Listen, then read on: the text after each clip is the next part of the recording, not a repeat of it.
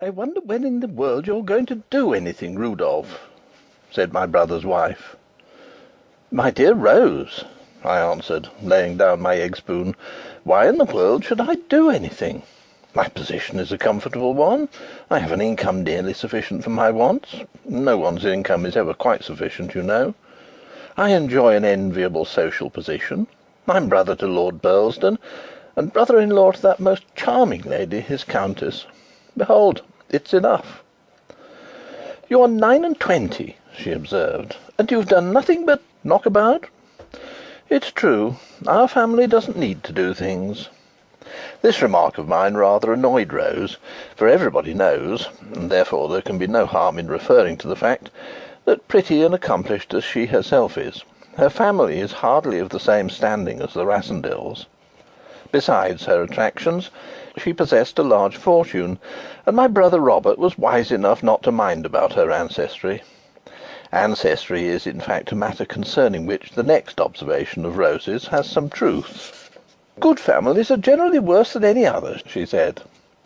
Upon this I stroked my hair. I knew quite well what she meant.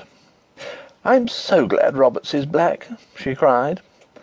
At this moment Robert, who rises at 7 and works before breakfast, came in. He glanced at his wife. Her cheek was slightly flushed. He patted it caressingly. "What's the matter, my dear?" he asked. "She objects to my doing nothing and having red hair," said I, in an injured tone. "Oh, of course he can't help his hair," admitted Rose. "It generally crops out once in a generation," said my brother. "So does the nose. Rudolph's got them both." "I wish they didn't crop out," said Rose, still flushed.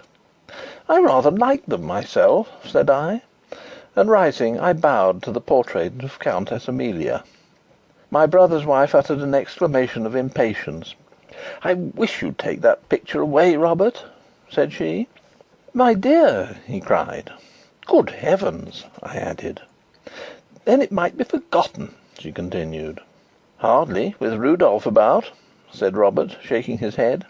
"Why should it be forgotten?" I asked. "Rudolf!" exclaimed my brother's wife, blushing very prettily.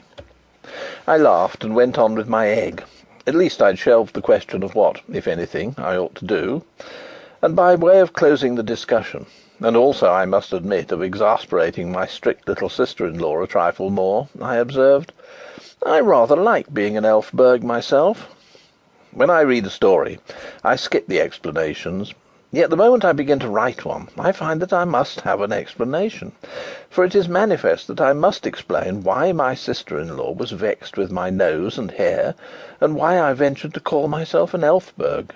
For eminent as, I must protest, the Rassendylls have been for many generations, yet participation in their blood, of course, does not, at first sight, justify the boast of a connection with the grander stock of the Elphbergs, or a claim to be one of that royal house. For what relationship is there between Ruritania and Burlesdon, between the palace at Strelsau or the castle of Zenda and number 305 Park Lane, West 1? Well then, and I must premise that I am going, perforce, to rake up the very scandal which my dear Lady Burlesdon wishes forgotten. In the year 1733, George II sitting then on the throne, peace reigning for the moment, and the King and the Prince of Wales being not yet at loggerheads, there came on a visit to the English court a certain prince who was afterwards known to history as Rudolf III of Ruritania. The prince was a tall, handsome young fellow, marked, maybe marred, it's not for me to say, by a somewhat unusually long, sharp and straight nose, and a mass of dark red hair.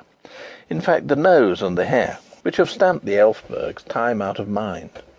He stayed some months in England, where he was most courteously received, yet in the end he left rather under a cloud, for he fought a duel (it was considered highly well-bred of him to waive all question of his rank) with a nobleman, well known in the society of the day, not only for his own merits, but as the husband of a very beautiful wife.